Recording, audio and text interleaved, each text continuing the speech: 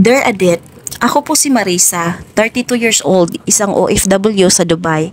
May asawa ako, si Ronald, at may isa kaming anak na si Ella, 8 years old. Nang umalis ako papuntang abroad, si Ronald ang naiwan para mag-alaga kay Ella.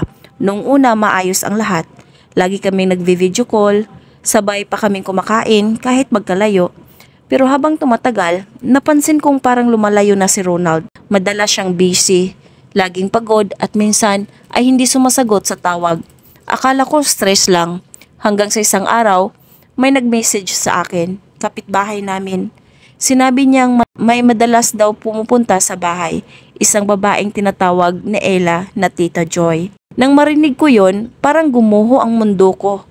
Umuwi ako nang hindi nagpaalam. Gusto kong makita kung totoo. Pagdating ko sa bahay, tahimik akong pumasok at doon ko siya nakita. Si Ronald, may kasamang babae at nagluluto sila sa kusina. Pero ang pinakamasakit, si Ella nakayakap kay Tita Joy at tinawag pa siyang mama. Hindi ako nakapagsalita.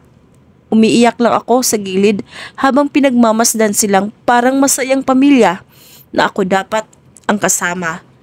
Pagkatapos ng ilang araw, kinausap ako ni Ronald. Umiiyak siya, sabi niya, hindi raw niya sinasadya. Nadala lang daw siya sa kalungkutan. Pero ang twist, Adet, nalaman ko rin na buntis na pala si Tita Joy. Sobrang sakit. Hindi ko alam kung ipaglalaban ko pa o kung dapat ko nang bitiwan. Mahal ko pa rin siya, pero tuwing naiisip ko ang ginagawa niya, bumabalik ang sakit. Ano ang gagawin ko, Adet? Patawarin ko ba siya para sa anak namin? O mag-move on na lang kahit masakit? Marisa. Dear Marisa, una sa lahat, gusto kong sabihin na normal lang ang nararamdaman mo. Galit, lungkot at pagkabigo.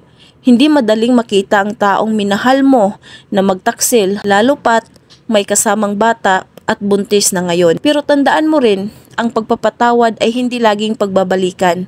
Pwede kang magpatawad para makalaya ka sa bigat ng loob, pero hindi mo kailangang bumalik sa isang sitwasyong paulit-ulit ka lang masasaktan.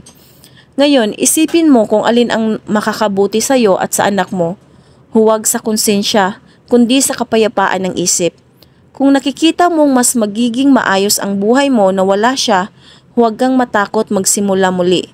At kung sakaling magdesisyon kang patawarin siya, siguraduhin mong hindi dahil sa awa, kundi dahil buo na ulit ang loob mo. Ang pamilya ay hindi lang buo sa larawan, buo ito sa katapatan, respeto at pagmamahal. Mga ka-Dear Adet, kung kayo ay may katulad na karanasang pinagdadaanan, tandaan, hindi kayo nag-iisa, lahat ng sugat may panahon ng paghilom. Kung nagustuhan nyo ang kwentong ito, huwag kalimutang mag-subscribe sa aking channel para mapanood ang iba pang totoong kwento ng buhay at pag-ibig na siguradong tatama sa inyong puso.